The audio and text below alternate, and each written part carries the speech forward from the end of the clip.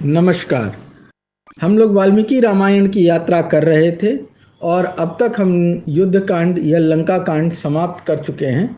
और युद्ध कांड लंका कांड की समाप्ति पर हम यह जानते हैं कि रामचंद्र सीता जी के सहित लक्ष्मण के सहित अयोध्या वापस लौट गए हैं और उनका राज्याभिषेक हो गया है। इसके बाद की कथा उत्तरकांड में आती है और उत्तरकांड को बहुत लोग प्रक्षिप्त मानते हैं, ये समझते हैं कि यह वाल्मीकि का रामायण का भाग नहीं है।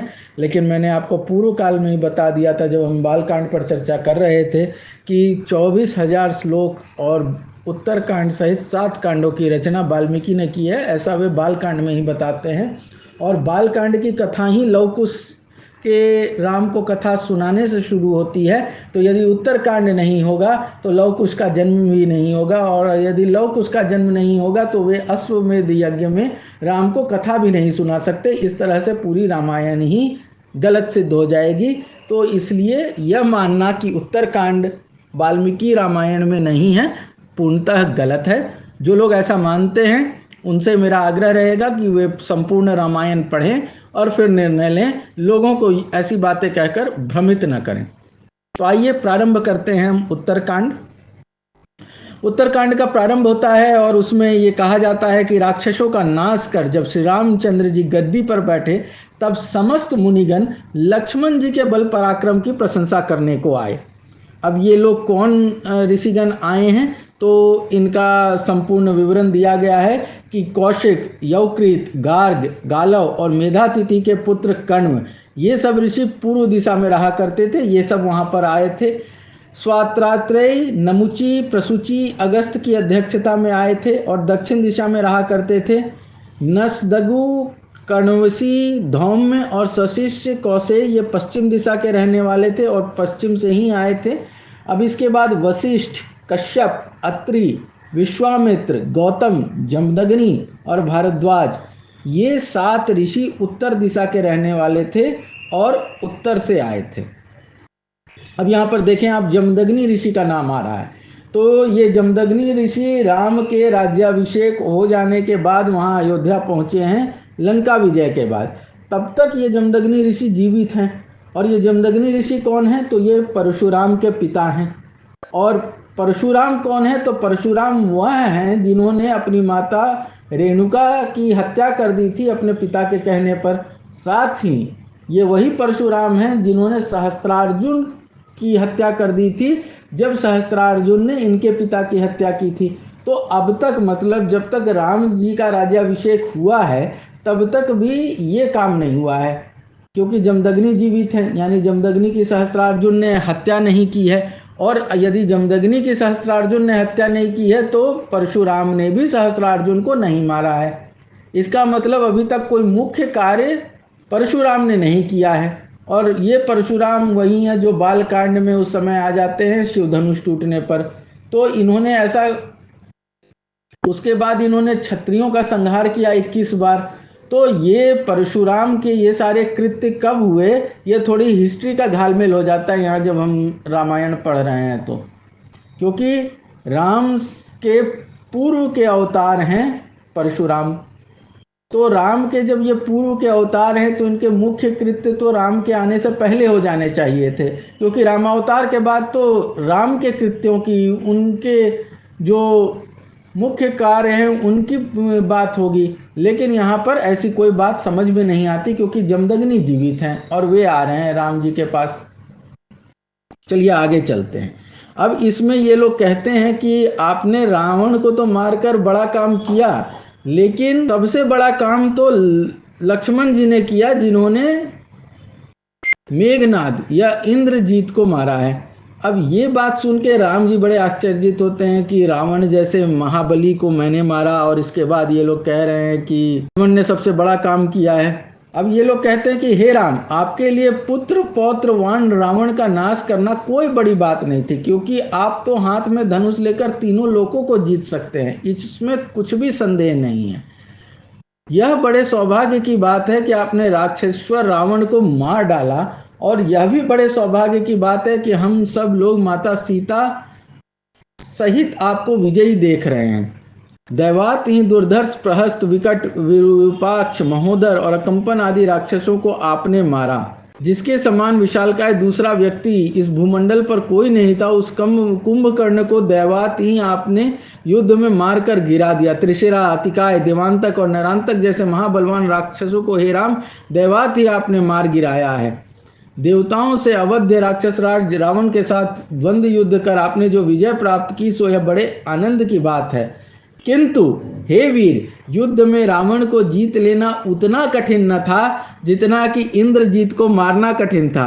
सो उस इंद्रजीत को द्वंद्व युद्ध में मार डाला, यह सौभाग्य की बात है। काल के समान दौड़ने वाले उस देव शत्रु के से बचकर आप विजयी हुए हैं। राम, उस इंद्रजीत का वध सुनकर हम सब लोग आनंदित हुए हैं, क्योंकि वह युद्ध में बड़ी माया रचा करता था और उसे कोई भी मार नहीं सकता था। उसका मारा जाना सुनकर हम लोगों को आश्चर्य हो रहा है। हे काकुस्थ, हे शत्रुकर्षण, हम सब को इस प्रकार अभय दान दे। आपको बढ़ती देख हमें जो आनंद प्राप्त हुआ उसे बढ़कर आनंद और क्या होगा।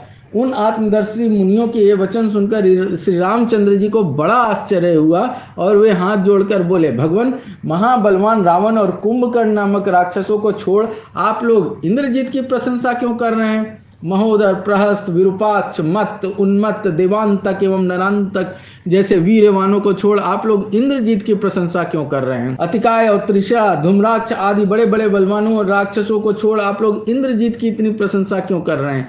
हे ऋषियों, इंद्रजीत का प्रभाव, बल और पराक्रम कैसा था, क्यों कर वह रावण से भी बढ़कर था। यदि यह बात मेरे सुनने योग्य हो और गोप्य न हो तो कहिए, क्योंकि यह सब सुनने की मेरी इच्छा है, यह मेरी आज्ञा नहीं है। कहने का तात्पर्य यह है कि इंद्रजीत को लक्ष्मण ने मारा है और राम ने इतने सारे नाम गिना दिए कि देखिए मैंने तो इतने बड़े बड़े राक्षसों को मारा, तो इनको आप नहीं गिन के इंद्रजीत को गिन रहे हैं, इसका क्या कारण है मुझे बताइए। तब अब एक लंबी कथा प्रारंभ होगी जो रावण के जन्म के पूर्व से लेकर रावण की मृत्यु तक और इंद्रजीत की मृत्यु तक जाएगी। इसका ये कहते हैं महात्मा रामचंद्र जी के इन प्रश्नों को सुन महातेजस्वी कुंभ योनि अगस्त जी कहने लगे, हे राम, उस कारण को सुनिए जिससे इंद्रजीत का तेज और बल वह शत्रुओं को मारता था और उस शत्रु उसे नहीं मार पाते थे।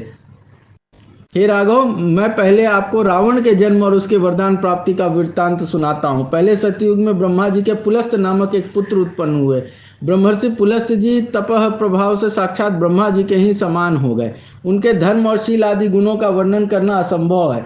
उनके इन गुणों को जानने के लिए उनका नाम ले देना या कह देना कि प्रजापति के पुत्र थे पर्याप्त है। वे महामती पुलस्त जी प्रजापति के पुत्र थे, अतः समस्त देवता उनको बहुत प्यार करते थे। उनके विमल गुणों के कारण वे सभी के मित्र बन गए। इस तरह से पुलस्त का वृत्तांत है।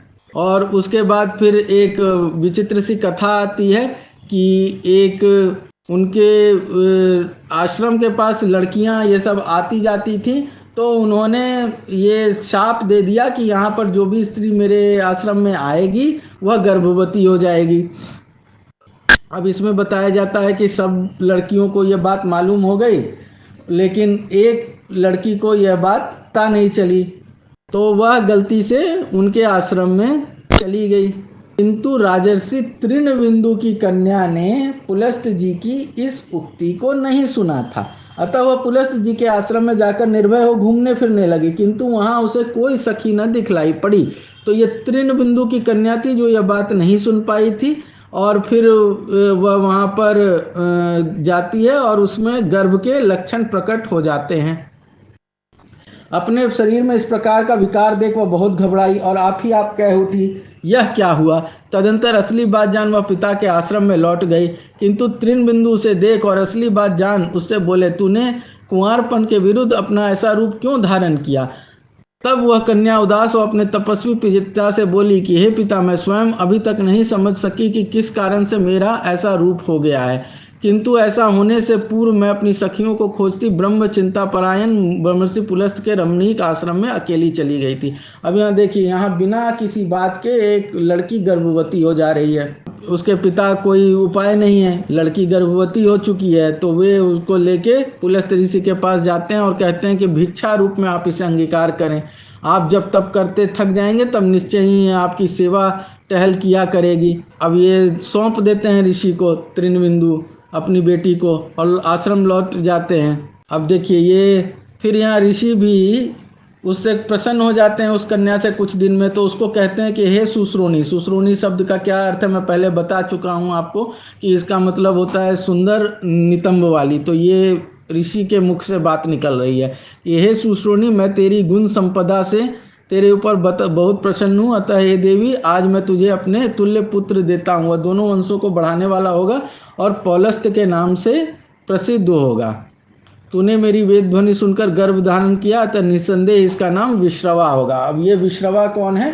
तो ये विश्रवा रावण के पिता हैं और उनसे धर्मवान विश्रवा नाम का पुत्र उत्पन्न हुआ। वेदज्ञ और समदर्शी विश्रवा मुनि व्रताचार में रत हो अपने पिता की तरह तप करने लगे, और ये भी काफ़ी तपस्वी और शीलवान हुए। और ऐसे में इनके महामुनि भारद्वाज जी ने विश्रवा के ऐसे चरित्रवान होने के कारण अपनी देववर्णिनी नाम की कन्या उनको विवाह दी। धर्मानुसार भारद्वाज जी की कन्या के साथ विवाह कर संतान की इच्छा रखते हुए विश्रवा जी उसकी भलाई चाहने लगे।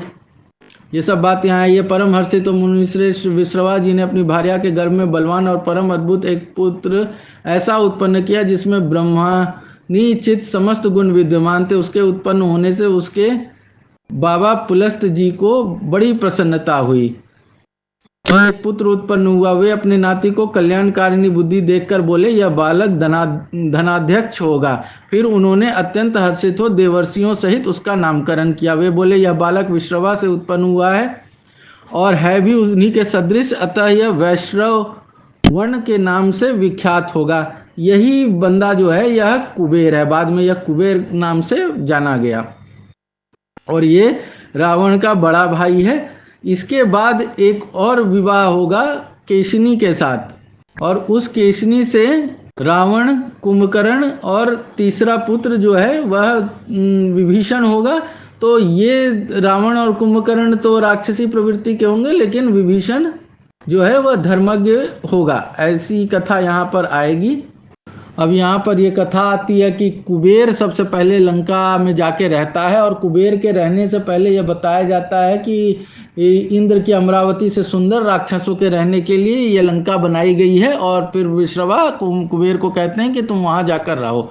अब राम बड़े विस्मित होते हैं कि मुझे तो पता था कि पुलस्त ऋषि से सारे राक्षसों की उत्पत्ति हुई है, तो ये कैसे पहले से जाके वहाँ पे राक्षस रहते थे।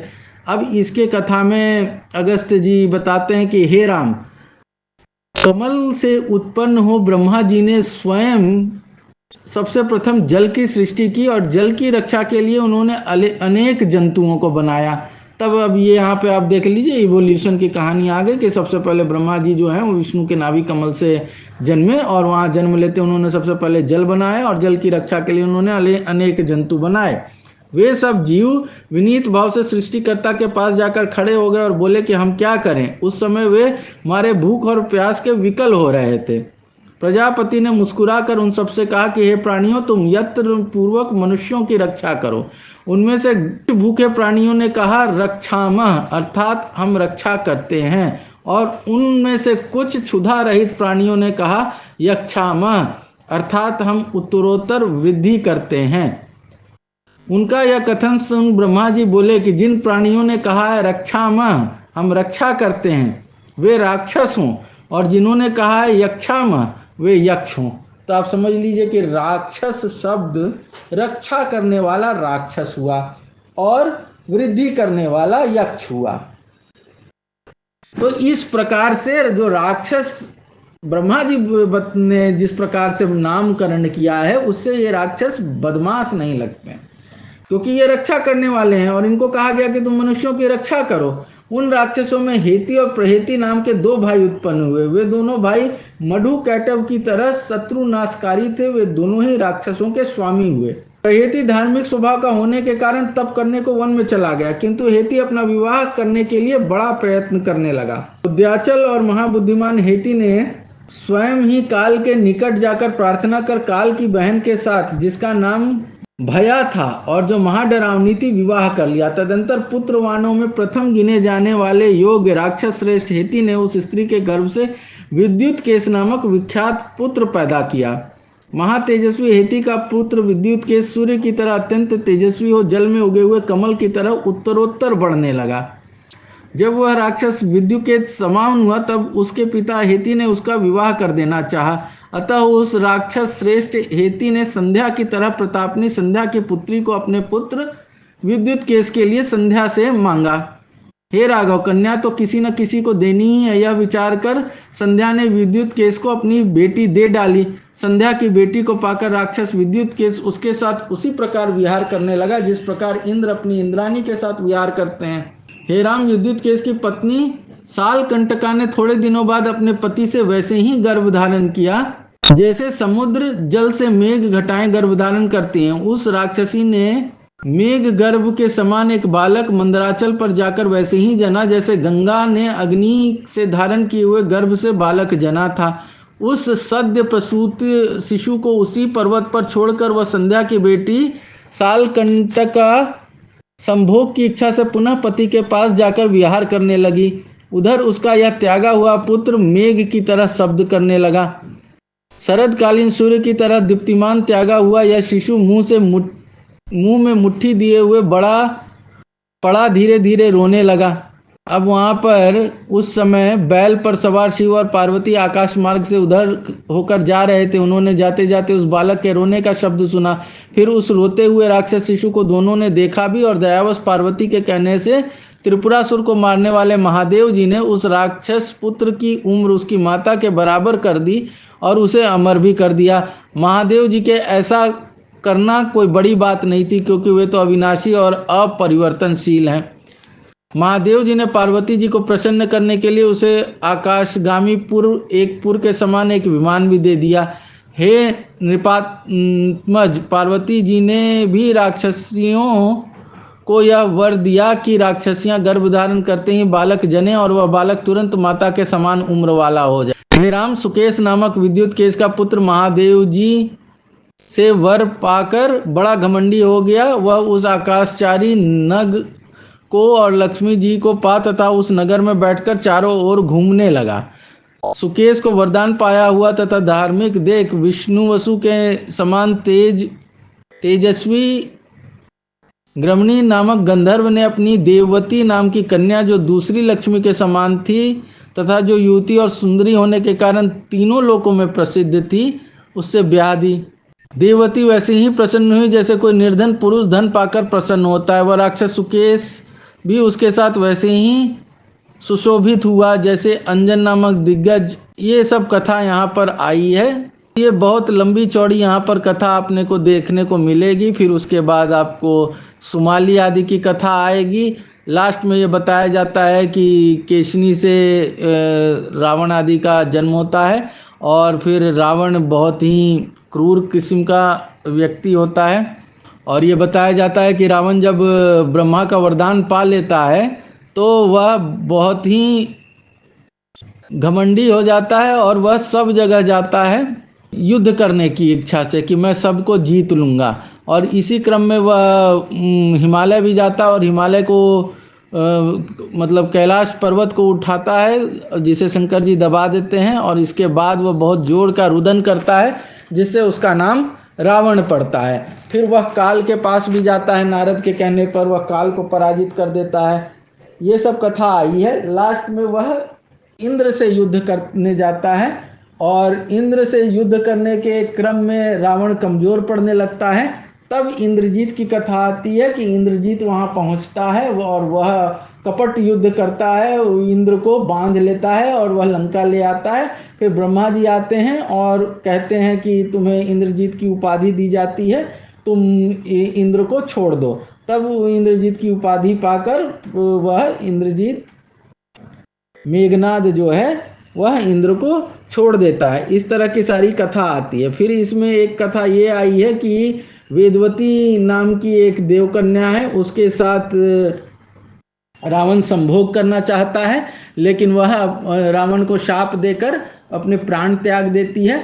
और अगस्त्य मुनि ये बताते हैं कि वह वेदवती ही सीता है, क्योंकि वह विष्णु को अपने वर रूप में पाने के लिए तपस्या कर रही थी। जिस समय रावण उसका बलात्कार करने के लिए आता है, लेकिन वह अपने प्राण त्याग देती है और अगले जन्म में वह भगवान विष्णु को पति रूप में पाए यह कामना करती है।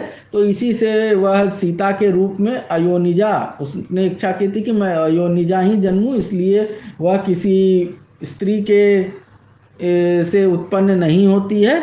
वह एक मिट्टी के कुंभ में पाई जाती है। तो वह अयोनिजा सीता ही आपकी पत्नी है और आप स्वयं विष्णु के अवतार हैं। ये सारी बात वहाँ पर बताई जाती है। तो चूंकि रावण भी इंद्र के सामने पराजित हो रहा था, तो लेकिन इंद्रजीत ने जाके वहाँ बचा लिया, तो इसलिए बात आती है कि वह जो है इंद्रजीत सबसे ज़्यादा शक्तिशाली या बलवान था।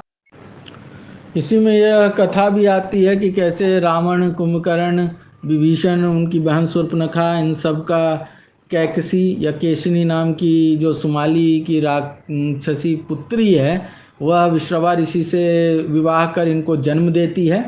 और फिर रावण, कुंभकर्ण, विभीषण तीनों तपस्या करते हैं। रावण अमरता का वरदान मांगता है, लेकिन वह ब्रह्मा जी उसे मना कर देते हैं। तब वह यह कहता है कि मैं मनुष्य आदिकों को कुछ नहीं समझता, अतः इनको छोड़कर कोई मुझे न मार सके, इनका मुझे कोई भय नहीं है। यह वरदान वह ले लेता है। कुंभकर्ण इंद्रासन चाहता है, लेकिन उसे निद्रासन मिलता है। मतलब ब्रह्मा ये सोचते हैं कि इतना बड़ा राक्षस यदि जीवित रहा तो यह तो समस्त पृथ्वी के अन्न खा जाएगा, तो इसे बस एक दिन जगने का अवसर मिलेगा, बाकी दिन यह सोता रहेगा। विभीषण धर्मात्मा है, तो उसे कहा जाता है कि तुम धर्मिष्ठ तो हो ही, इसके अतिरिक्त तो तुम जैसा होना चाहते हो वैसा हो जाओगे। हे शत्रुनाशी, राक्षस कुल में उत्पन्न होकर भी तुम्हारी अधर्म में बुद्धि नहीं है, अतः मैं तुमको अमर होने का भी वर देता हूँ। विभीषण के इस प्रकार कह ब्रह्मा जी कुंभकर्ण को वरदान देने को तैयार हुए। उसके अब यहाँ देख लीजिए कहाँ, तुमको अमर होने का भी वर देता हूँ। रावण अमरता का वरदान मांग रहा है, तो उसको कह रहे हैं कि अमरता का वरदान तो किसी को नहीं मिलता। और ये कथा आप 1000 बार सुन चुके होंगे कहीं पर भी कि अमरता का वरदान नहीं मिलता, तो अमरता को छोड़कर बाकी हर चीज लोग मांग लेते हैं जिससे कि वो अमर हो जाए। और यहाँ ब्रह्मा जी स्वयं, जबकि मांगा भी नहीं है विभीषण ने, उसको अमरता का वरदान दे रहे हैं। कुंभकर्ण की बारी आती है। सरस्वती जी ब्रह्मा जी के पास उपस्थित हुई और पास खड़ी हो हाथ जोड़कर ब्रह्मा जी से बोली, हे देव, मैं यहाँ आ गई हूँ, कहिए क्या आज्ञा है। सरस्वती को उपस्थित एक ब्रह्मा जी ने उनसे कहा कि हे भारती, देवताओं की कामना के अनुसार तुम इस राक्षस की जीवा पर बैठकर इससे तदनुसार कहलाओ, जो आज्ञा। कहकर सरस्वती देवी कुंभकर्ण के मुख में बैठ गईं। और ये फिर कुंभकर्ण कहता है कि मैं चाहता हूं कि मैं अनेक वर्षों तक सोया करूं। ब्रह्मा जी ने उसको तथास्तु कह दिया। इसके बाद देवी सरस्वती निकल आई। अब इस पे रावण जो है बड़ा दुखी होता है, बोलता है कि ये क्या आपने वर दे दिया। तब वो कहते हैं कि ये एक दिन जगेगा, बाकी दिन ये सोया रहेगा। यही है उस युद्ध के समय एक दिन के लिए वो कुंभकर्ण को रावण ने जगाया था। ये सारी कथा आती है। इसके बाद फिर रावण कब कब हारा है इसकी बात आती है, तो उसमें कथा आती है सहस्त्रार्जुन की। सहस्त्रार्जुन ने रावण को पराजित किया था। फिर बाली की कथा आती है कि बाली ने सहस्त्रार्जुन को परास्त किया था। इसके बाद अयोध्या के ही एक राजा की कथा आती है जिसको रावण ने मार दिया था। फिर मानधाता, राम के ही कुल के मानधाता हुए हैं, तो मानधाता से युद्ध होता है, जिससे फिर सुलह करा के रावण को भेज दिया जाता है। ये सब कथा यहाँ पर आती है। इसी बीच रंभा के साथ भी रावण बलात्कार करता है और रंभा भी इसको शाप देती है। ये कथा भी उत्तरकांड में देखने को मिलती है। रावण अपने भाई जो धनाध्यक्ष है कुबेर, उससे भी युद्ध करता है और बहुत भयानक युद्ध होता है। हजारों करोड़ों यक्षों को वह मार देता है रावण, और ये लंका से भी भगा देता है वह कुबेर को। कुबेर से वह पुष्पक विमान भी छीन लेता है। यह सब कथा यहाँ पर आई है कि किस प्रकार वह उसको कुबेर को पराजित कर वहाँ से भगा देता है। जब रावण हिमालय पर जाता है, कैलाश पर्वत पर पहुँचता है, तो नंदीश्वर उसको मना करते हैं, वह मानता नहीं है। नंदीश्वर उस समय वानर रूप में होते हैं। तो कहा जाता है वह उपहास करता है और नंदीश्वर उसको फिर शाप देते हैं कि यही वानर कुल तुम्हारे नाश का कारण बनेगा, ये तुम जान लो। इसके बाद शंकर भगवान का वह उपहास करता है। शंकर भगवान क्रुद्ध होते हैं, वह हिमालय कैलाश पर्वत उठाना चाहता है। शंकर भगवान उसका हाथ दबा देते हैं। तब उसको उसके मंत्रीगण कहते हैं कि आप शिव को प्रसन्न करें, आप इनसे जीत नहीं सकते। तब वह शिव को प्रसन्न करने के लिए सामवेद के मंत्रों का पाठ करता है। और आप देखेंगे कि शिव स्तुति में रावण के नाम पर वो जो कहा जाता है कि उसने शिव तांडव स्तोत्र की रचना की, ऐसी कोई बात वाल्मीकि रामायण में नहीं आती है। और वह सामवेद के मंत्रों का पाठ करता है जिससे शिव प्रसन्न होते हैं। और फिर वह उसको रावण नाम से संबोधित करते हैं कि चूंकि तुमने यहाँ पर रोया है, चित्कार किया है बहुत ज़ोर से, इससे तुम्हारा नाम रावण पड़ेगा।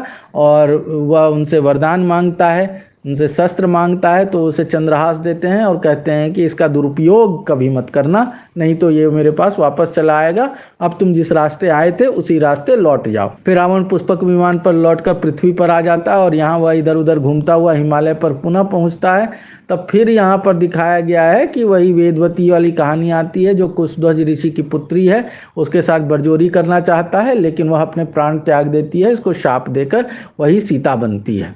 इस सब कथाओं के बाद बात आती है कि राम से सब विदा लेते हैं और सारे ऋषिगण, फिर उनके जो ससुर आदि हैं, ये सब विदा लेके चले जाते हैं। सबसे निश्चिंत होकर राम सीता जी के साथ अशोक वाटिका जाते हैं। अब यहाँ पर बताया जाता है कि जैसे कुबेर का चैत्र रथ वन शोभायमान देख पड़ता है, वैसे ही श्री रामचंद्र जी की यह अशोक वाटिका शोभायमान थी। इस अशोक वाटिका में जगह जगह बैठने के लिए बैठकें बड़ी पड़ी थी, लटा मंडप बने हुए थे। ऐसी समृद्धशालिनी अशोक वाटिका में श्री राम जी पधारे और एक बड़े सुंदर फूलों से भूषित आसन पर, जो एक कुश की चटाई पर बिछा हुआ था, वहाँ बैठ गए। वहाँ सीता को अपने निकट बैठाकर अपने हाथों से स्वच्छ मैरे नामक मदिरा, यहाँ पर देखिए मदिरा पिला रहे हैं राम सीता को। काकुस्थ श्री रामचंद्र जी ने सीता को वैसे ही पिलाई जैसे इंद्र अपनी इंद्रानी सची को पिलाते हैं। मतलब इंद्र सची को मदिरा पिलाते हैं और यहाँ राम सीता को मदिरा पिला रहे हैं बड़े प्रेम से। और वहाँ अच्छे सुस्वादु मांस और विविध प्रकार के फल, यहाँ पर देख लीजिए, पायामास काकुस्थ सची म्यू पुरंदर मांसानी च सुमृष्टानी फलानी विविधानी च, मतलब मिठाई फल के साथ मांस और मदिरा, ये वहाँ पे खाना पीना होता है इनका, राम जी और सीता जी का। तो जो ये बात आती है कि इन लोगों ने यहाँ पे खाया था, खाते थे कि नहीं खाते थे, वेजिटेरियन थे कि नॉन वेजिटेरियन थे, तो इसमें क्लियर है वाल्मीकि रामायण में कि मांस मदिरा का सेवन स्त्री और पुरुष दोनों करते थे और फ्री होकर आराम से प्रेम से करते थे। और यहाँ साथ में कर रहे हैं, राम सीता को मदिरा पिला रहे हैं, मांस खिला रहे हैं। उसके बाद तदंतर अप्सराएं, नागिनें, किन्नरी और परम चतुर एवं रूपवती स्त्रियां मदमाती हो गईं। गाने नाचने में निपुण स्त्रियां श्री रामचंद्र जी के सामने नाचने लगीं। इस तरह मन को प्रसन्न करने वाली उन श्रृंगार की उन स्त्रियों का गान एवं नृत्य श्री राम जी जानकी के साथ उत्तम आसन पर बैठकर देखते सुनते रहे। मतलब यहाँ पर नृत्यांगनाएं नाच भी रही हैं, ये सब श्री राम जी जानकी सहित ऐसे बैठे हुए थे मानो। अब इसी प्रकार बताया गया है कि राम और सीता प्रसन्नचित्त बहुत वर्ष बिता देते हैं और इसके बाद एक दिन राम सीता को देखकर कहते हैं कि तुम्हें गर्भधारण के स्पष्ट लक्षण दिखाई दे रहे हैं, ऐसे में तुम्हारा प्रसन्न रहना बहुत ज़रूरी है, तो बताओ तुम्हें क्या इच्छा है। सीता इस पर कहती है कि मुझे तपोवन जाने की इच्छा है और अगर मैं वहाँ एक रात भी रह पाई तो अपने आप को भाग्यवान समझूंगी। तो राम कहते हैं कि चिंता मत करो, मैं तुम्हें कल ही तपोवन भेजूंगा।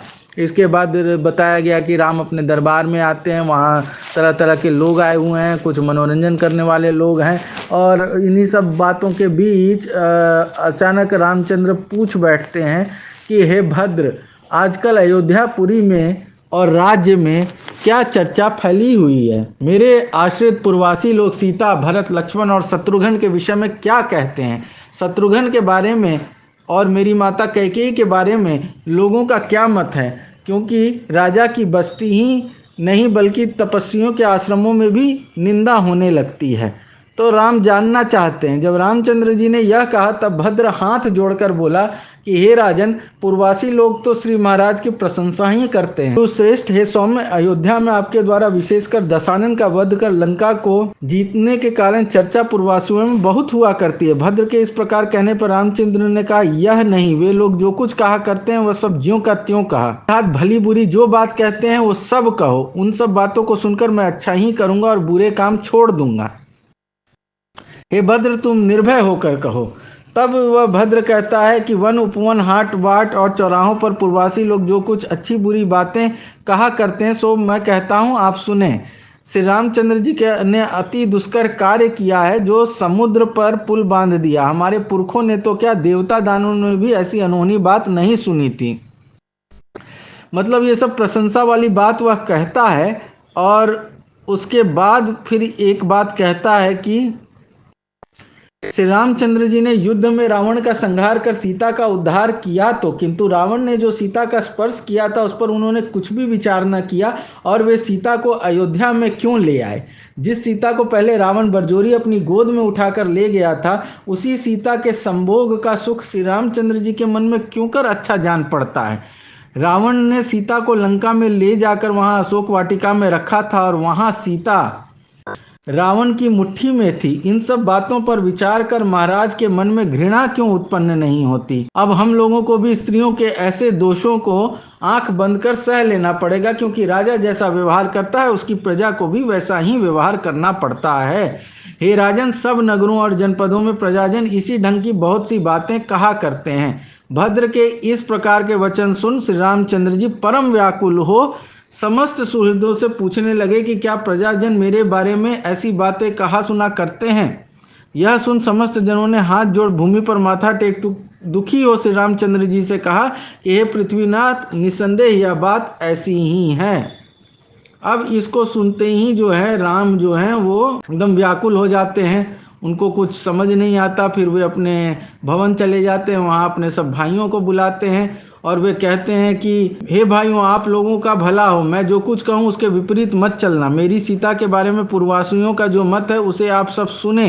देखो, मैं महात्मा इक्ष्वाकु के वंश में उत्पन्न हुआ हूँ और सीता भी महात्मा जनक के कुलीन वंश की है। हे सौम्य लक्ष्मण, तुम तो यह जानते ही हो कि दंडकारण्य में रावण जानकी को हर ले गया था, सो उस दुरात्मा का तो सर्वनाश मैंने कर ही डाला। लंका ही में मेरे मन में यह बात खटकी थी कि राक्षस के घर में रही हुई सीता को मैं अपने नगर में कैसे ले चलूं।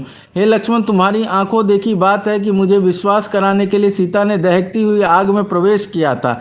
तब हव्यावहन अग्निदेव ने प्रकट हो सीता के निर्दोष होने का प्रमाण दिया था। लंका में इंद्र ने मेरे हाथ सौंपा था। इसके अतिरिक्त मेरी अंतरात्मा भी यही कहती है कि यशस्विनी सीता शुद्ध है, इसी से मैं अयोध्या ले आया था। किंतु अब यह महापवाद मुझको बड़ा सता रहा है। पूर्ववासी और जनपदवासी मेरी बड़ी निंदा करते हैं। लोग जिसकी निंदा या बदनामी फैल जाती है, वह व्यक्ति जब तक उसकी कीर्ति फैलती रहती है तब तक अधम लोकों में पड़ा रहता है। देवता भी अकीर्ति को बुरा बतलाते हैं। कीर्तिवान का सर्वत्व बड़प्पन समझा जाता है। अतः महात्मा लोग कीर्ति संपादन के लिए सब प्रकार से उपाय किया करते हैं। हे पुरुष श्रेष्ठों, मैं अपने जीवन को और तुम लोगों तक को अपवाद के भय से भयभीत हो परित्याग कर सकता हूँ। फिर सीता की तो बात ही क्या है। आप लोग देखें, मैं इस समय अकीर्ति रूपी शोक सागर में डूब रहा हूँ। इससे अधिक दुख तो मुझे अन्य किसी भी प्राणी में नहीं देख पड़ता है। लक्ष्मण, तुम कल सवेरे सुमंत्र के साथ रथ जुतवाकर और उस पर सीता को सवार करा मेरे राज्य के बाहर छोड़ाओ। गंगा जी के उस पार महर्षि वाल्मीकि का तमसा नदी के तट पर दिव्य आश्रम है। लक्ष्मण, तुम उसी जनशून्य वन में सीता को छोड़कर शीघ्र लौटाना। हे लक्ष्मण, तुम इतना मेरा कहना करो और सीता के बारे में मुझसे कुछ भी मत कहो। हे लक्ष्मण, अब तुम जाओ और इस बारे में भले बुरे का विचार मत करो। यदि तुम इसके लिए मुझे रोकोगे तो मैं बहुत अप्रसन्न होऊंगा। मैं तुम्हें अपने दोनों चरणों और प्राणों की शपथ दिलाता हूँ, तुम इस बारे में किसी प्रकार का अनुनय विनय मुझसे मत करना। यदि करोगे तो मेरे अभीष्ट कार्य में बाधा पड़ेगी और मैं तुम्हें सदा अपना अहितकारी समझूंगा। इस प्रकार से राम जो हैं बिना किसी की बात सुने, बिना किसी से बात किए, बिना सीता जी को इन्फॉर्म किए ये डिसीजन ले लेते हैं और वो किसी की बात नहीं मानते और सीधा सीधा सीता जी का निष्कासन कर देते हैं। यहाँ कुछ लोग ये तर्क देते हैं कि नहीं, राम जी ने सीता जी से बात की थी, ये किया था, तो ये सब जो है ये सब कहानी गलत है। उसके बाद अगले दिन सुबह डायरेक्ट कहानी आ जाती है कि सुमंत्र को कह के रथ जुतवा के ये वहाँ पर झूठ कहा जाता है लक्ष्मण द्वारा कि आपको वहाँ घूमने की इच्छा थी तो राम आपको भेज रहे हैं। लेकिन यहाँ पर सीता जी को देखिए जाने की इच्छा थी, लेकिन उनको अपशगुन दिखाई पड़ रहा है। कह रहे हैं लक्ष्मण से कि हे रघुनंदन, इस यात्रा में मुझे बड़े अपशकुन दिखाई पड़ते हैं। देखो इस समय मेरी दाहिनी आंख फड़क रही है और मेरा शरीर कांप रहा है। लक्ष्मण, मुझे अपना हृदय भी रोगग्रस्त मनुष्य जैसा जान पड़ता है। मुझे बड़ी उत्कंठा भी हो रही है और महान अधैर्य से मैं विकल हूँ।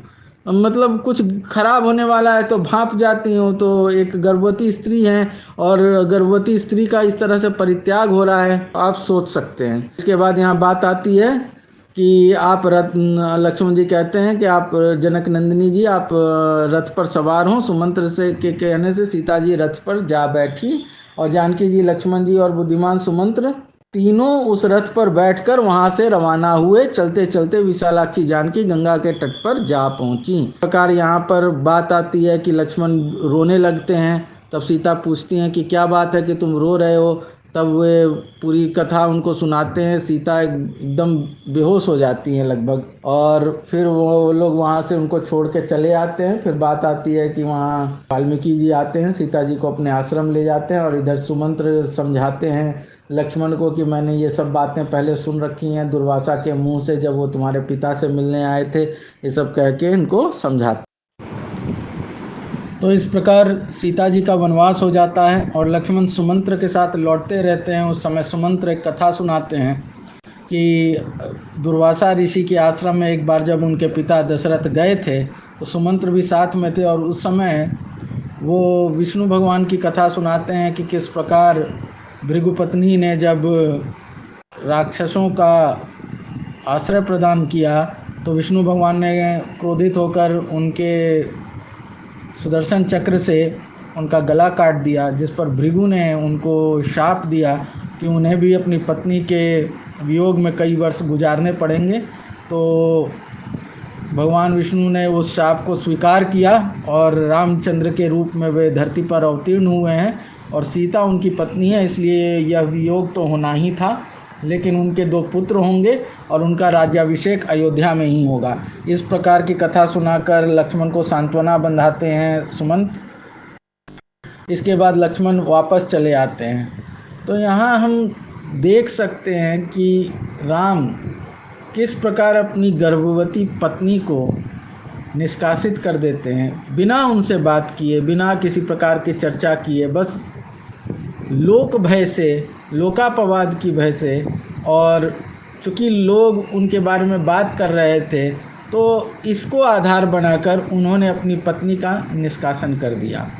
उन्होंने ना अपनी पत्नी से बात करना उचित समझा, ना अपने राज्य वालों से बात करना उचित समझा कि किस प्रकार अग्नि परीक्षा देकर सीता पवित्र हैं और वे उन्हें लेकर आए हैं, इसलिए उन पर लांछन लगाना गलत है। इस तरह की कोई बात, किसी भी तरह की बात नहीं हुई। जैसे उन्हें मालूम हुआ चुपचाप उन्होंने सीता को निकाल दिया। अब इससे क्या मैसेज जनता में जाएगा, क्या मैसेज इतिहास में जाता है, और इससे क्या मैसेज हम ड्रॉ कर सकते हैं, ये तो हम पर निर्भर करेगा। लेकिन सीता के निष्कासन के बाद भी क्या समस्या सुलझ गई? क्या लोगों को विश्वास हो गया कि सीता पवित्र हैं? और क्या ये बहुत अच्छा एग्जाम्पल सेट हुआ जो लोग कर सकते हैं? आज ट्रिपल तलाक पर बात होती है और आज कोई पुरुष किसी स्त्री को अनाधिकारिक रूप से अपने पास रखता है और फिर उसे छोड़ देता है, या अपनी पत्नी को छोड़ देता है, उसकी बात होती है। लेकिन क्या राम का ऐसा करना उचित था? जब हम मर्यादा की बात करते हैं तो ये कृत्य भी किसी मर्यादा के अंतर्गत नहीं आती। यहाँ कह दिया जाता है कि राजधर्म निभाने के लिए व्यक्तिगत सुख को राम ने परे कर दिया, उन्होंने अपनी पत्नी तक का त्याग कर दिया, लेकिन आपने अपनी पत्नी को कॉन्फिडेंस तक में नहीं लिया। तो ये किस प्रकार का पति धर्म और एक पुरुष धर्म निभाया है, यह सोचने वाली बात। खैर, लक्ष्मण दुखी मन से वापस आते हैं, वो राम को प्रणाम करते हैं, राम भी दुखी होते हैं। फिर कहानी आगे बढ़ती। अब यहाँ पर एक नृग नाम के राजा की कहानी बताई जाती है कि जो गौएं राजा के दान करने के लिए मंगवाई थी, उनमें भूतल में से एक गौ किसी एक दरिद्र अग्निहोत्री एवं उच्च वृत्ति के जीवन बिताने वाले ब्राह्मण को आकर मिल गई। वह ब्राह्मण भूखा प्यासा खोई गौ को इधर उधर ढूंढने लगा। जब ब्राह्मण अनेक वर्षों तक राज्य भर में गौ ढूंढता फिरा, किंतु उसको गौ का पता न लगा। खोजते खोजते वह हरिद्वार के समीप कनखल में पहुंचा। वहां उसने एक ब्राह्मण के घर में अपनी गाय को रोग रहित देखा, किंतु उसका बछड़ा दुबला हो रहा था। उस ब्राह्मण ने उस गौ का नाम सबला रख छोड़ा था, अतः उसने उसी नाम से हे सबले आओ कहकर उस गौ को पुकारा। गौ ने उस ब्राह्मण का पुकारना सुन लिया।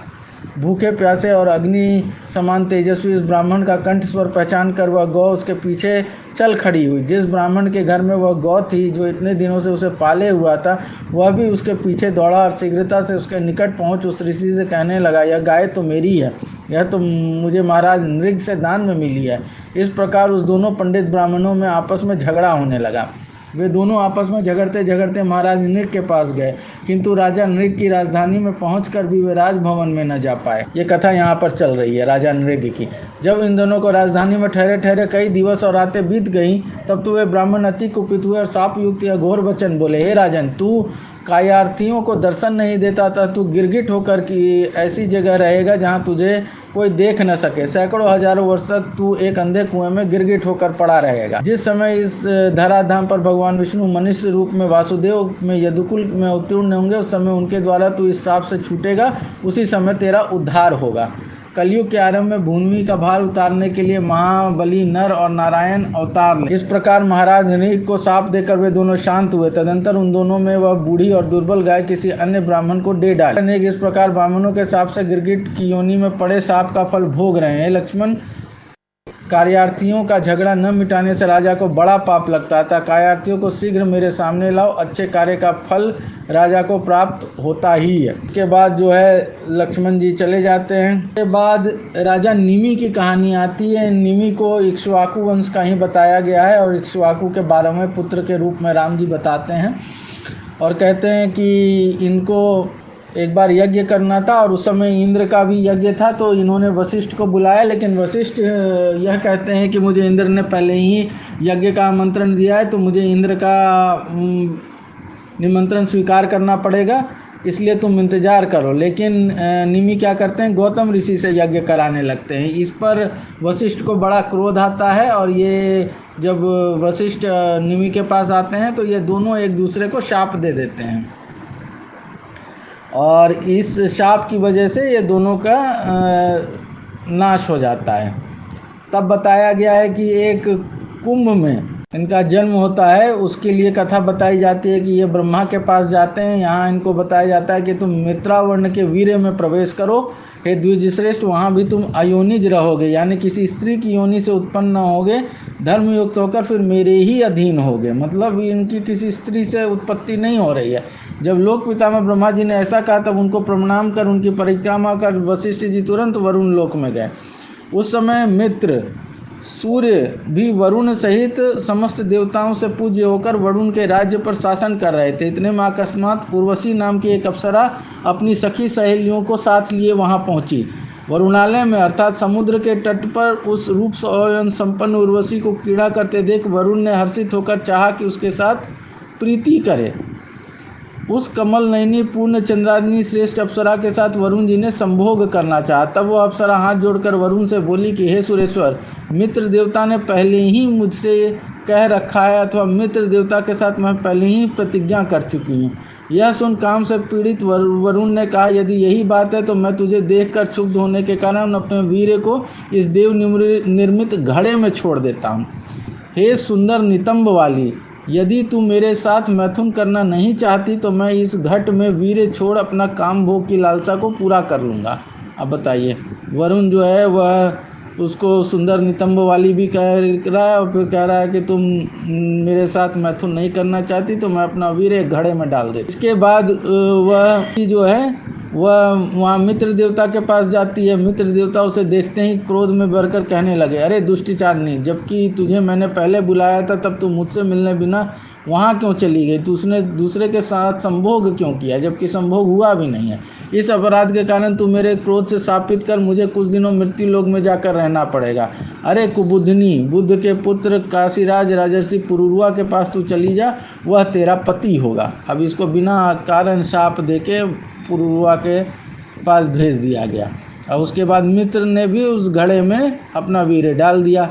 अब उन दोनों के वीर्य से एक अगस्त पैदा हो गए और एक वशिष्ठ पैदा हो गए। तो ये लोग दोनों कुंभ योनि कहे जाते हैं, मतलब ये लोग मटके में वीर्य से पैदा हुए हैं, ये आप समझ सकते हैं। इस प्रकार वशिष्ठ को तो शरीर मिल गया, लेकिन अब निमि है, निमि को शरीर नहीं चाहिए था। तो उनसे पूछा गया कि भाई आपका क्या करना है? तो बोले कि मैं लोगों के पलकों में रहूँगा। तो ये निमि शब्द जो आया है, पलक झपकाने की अवधि, ये उन्हीं के से आया है। फिर क्या हुआ कि इनके शरीर को मथा गया, तो मथने से जो जन्म हुआ जिनका, उनको जनक कहा जाता है।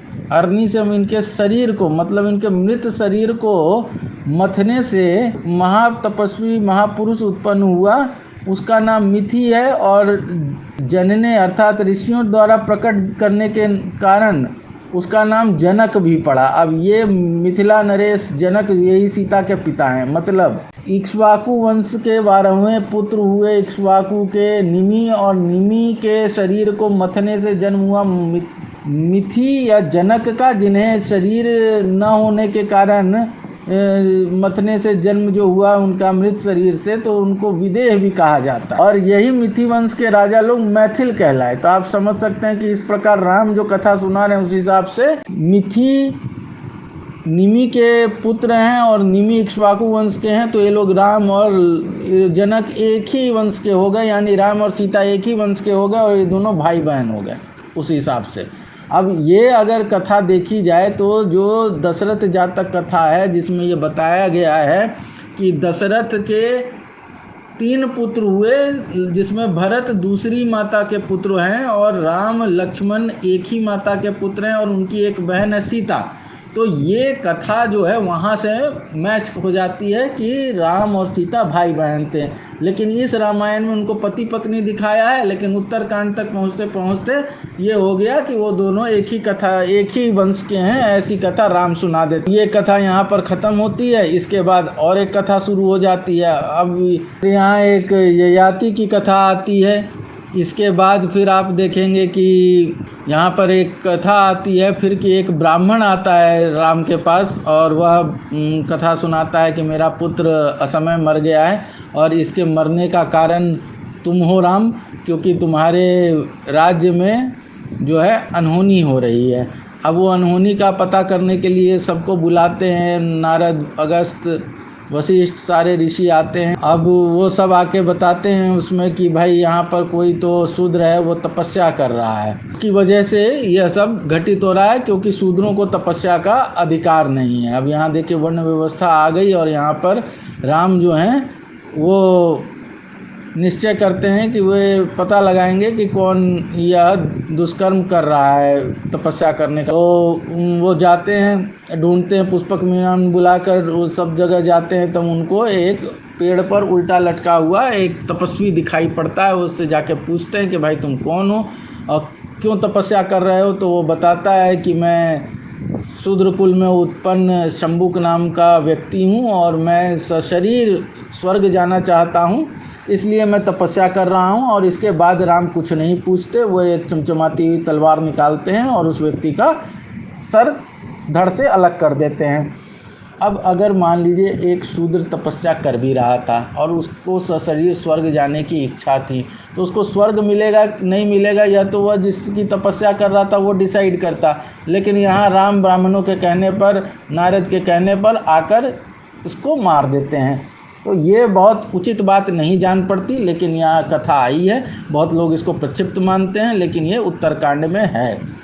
और इसके बाद राम जब लौटते हैं तो वो आग्रह करते हैं देवताओं से कि अगर मैंने सही काम किया है तो यह ब्राह्मण बालक जीवित हो जाए, और वो ब्राह्मण बालक जीवित हो जाता है। अब एक के प्राण बचाने के लिए दूसरे के प्राण आपने हर लिए, और उसको, जबकि वो जिम्मेदार भी नहीं है, तो उसको जिम्मेदार ठहरा दिया गया है यहाँ। इस बीच एक और कथा यहाँ पर आती है, और वह है, यह च्यवन ऋषि आते हैं और वह बताते हैं लवणासुर का बहुत आतंक है, तो राम शत्रुघ्न को भेजते हैं।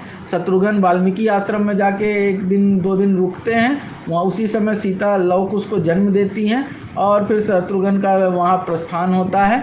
वहाँ पर जाके लवणासुर जो है उसके पास एक त्रिशूल है, और जब तक वो त्रिशूल उसके पास रहता है उसको पराजित नहीं किया जा सकता।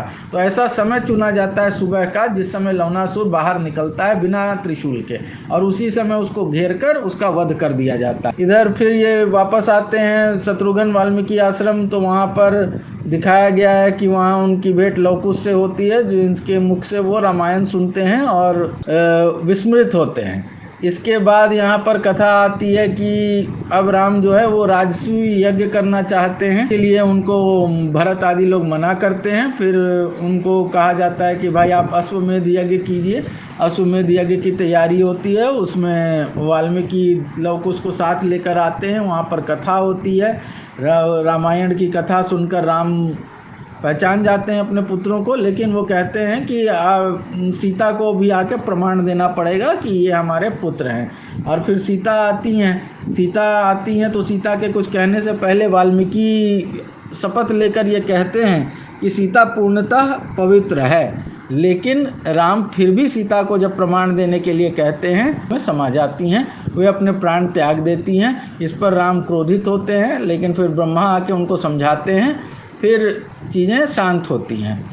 तो यहाँ पर आप पुनः देखिए कि इतनी कष्ट सहने के बाद जब सीता आती है, और राम को पता है कि वह गर्भस्थ थी जब वो गई है, तो पुत्र या पुत्री तो उसे उत्पन्न हुए ही होंगे, फिर इसमें क्या संशय था। और जब वाल्मीकि जैसा व्यक्ति जो कहता है कि मैंने कभी झूठ नहीं बोला और मैंने अपने तपोबल से ये पहचान लिया था कि सीता निष्कलंक है, पवित्र है, तभी मैंने उसे अपने आश्रम में स्थान दिया, तब भी राम सीता को प्रमाण देने के लिए कहते हैं। और जब एक ब्राह्मण आके कहता है कि तुम्हारे राज्य में किसी शूद्र की तपस्या की वजह से मेरा पुत्र मर गया है, तो राम किसी प्रमाण की, किसी चीज़ की बात नहीं करते।